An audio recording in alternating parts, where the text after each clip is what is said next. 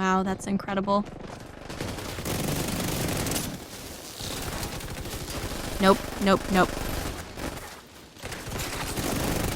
Pop it, hurry. Oh boy, they really want you.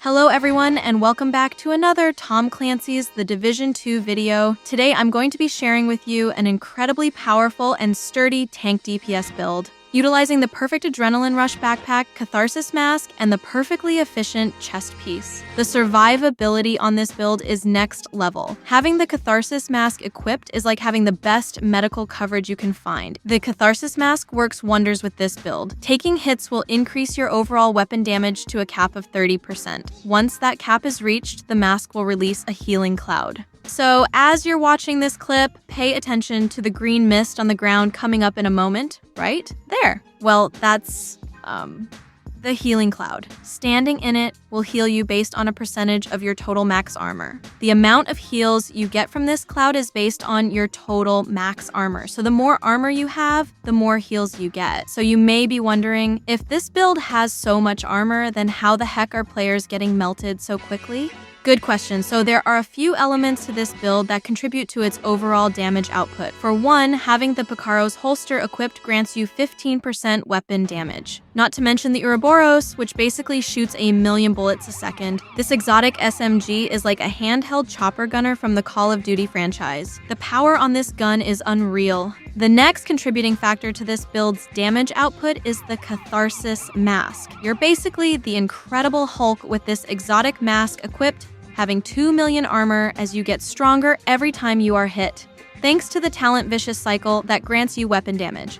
This weapon damage stacks at 30%. Reaching max stack will not only drop a healing cloud, but it will also remove any status effects that have been applied to you.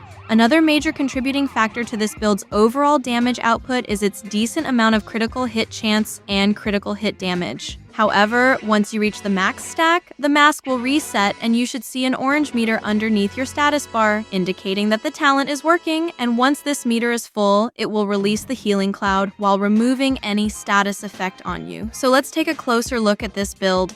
So starting off, I'm using the Firewall specialization. This specialization works extremely well for solo PvP builds and will give you the edge you need in the dark zone. The extracellular matrix mesh recovers 200% armor and health when using an armor kit. This comes in handy when fighting multiple players, and having the catharsis mask only amplifies this effect. For the primary weapon, I'm rocking the exotic SMG, the Ouroboros. This bad boy packs one hell of a punch and is a force to reckon with. Having an incredibly high rate of fire, amazing stability, and accuracy sets this gun apart from most. With 25% extra weapon damage, 13.6% SMG damage, 19% critical hit chance, and 9% damage to targets out of cover. For the secondary weapon, I recommend using an AR or LMG, whatever floats your boat, but my secondary AR has 24% weapon damage, 15% assault rifle damage, 21% health damage, and 10% damage to targets out of cover.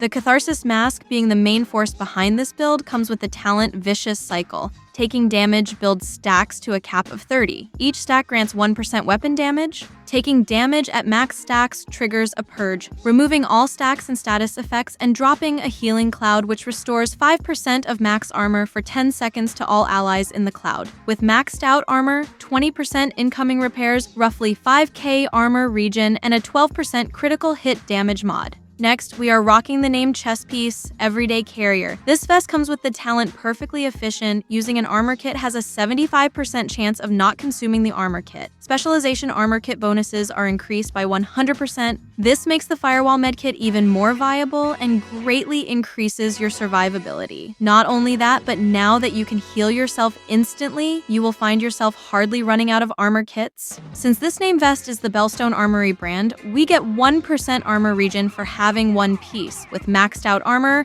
10% bonus armor, 12% critical hit damage, 5.5% critical hit chance, and a 12% critical hit damage mod. Moving on to the Picaro's holster. With maxed out armor rolled, 21% armor, 12% critical hit damage, and 15% weapon damage. This holster is a must-have as it will only increase your overall damage output. For the backpack, I am rocking the Dark Zone exclusive named Matador. This bag comes with the perfect adrenaline rush talent, which is extremely nice. Whenever you are within 10 meters of an enemy, gain 23% bonus armor for 5 seconds. This can stack up to 3 times. With maxed rolled armor, 21% bonus armor, 6% critical hit chance, 12% critical hit damage, and a 12% critical hit damage mod. Having one piece also gives you 5% weapon damage. In case you guys don't know, this name backpack can only be acquired from the Dark Zone. The best way to get this bag is to farm one of the Dark Zones, with Walker Harris being the targeted loot for that period. The next piece of gear is the Grupo Sombra gloves. Nothing too special here. Maxed rolled armor, 20% bonus armor, 12% critical hit damage, 5% critical hit chance, and having one piece gives you an extra 15% critical hit damage, which is really nice. Last but certainly not least, we have the Emperor's Guard knee pads. This is another named item that can only be attained within the Dark Zone or from Dark Zone proficiency caches. With maxed rolled armor, 1% armor regeneration, and 6% critical hit chance. For the skills, I recommend the Defender drone, and you may go with whatever second skill fits your playstyle. I like the decoy because it suits my playstyle well. I have more of a covert playstyle. Now let's quickly take a look at the stats, and I will show more gameplay clips of this build in action towards the end, so stick around if you'd like to see that.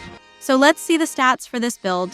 The Ouroboros is currently at an overall 74k weapon damage, 60% critical hit chance, and 154 critical hit damage. For the survivability stats, 44k armor regeneration, roughly 2 million armor, and about 100,000 health on kill. So yeah, keep in mind that this build is not designed to meet everyone's playstyle. That would be ridiculous. However, this may be a great build for those of you who need something that can keep you alive for the most part in the Dark Zone while still being able to deal out a great amount of damage. Not only to players, but NPCs as well, so if you are new to the Dark Zone and need a great starter build, this should work wonders for you. The only real challenge would be getting the named Matador backpack, since this is Dark Zone exclusive. And I will be honest with you, this backpack is quite tricky to get, although it also has a chance of dropping from Dark Zone proficiency caches. But no worries, because any other backpack with the Adrenaline Rush talent would be an excellent alternative in the meantime. This is Prajna, and I hope you guys found this video helpful. Thank you so much for watching. You guys are amazing. Like always, if you have any questions, please leave them down in the comment section and we will get back to you. Keep it cool, keep it classy, love and light. Peace out.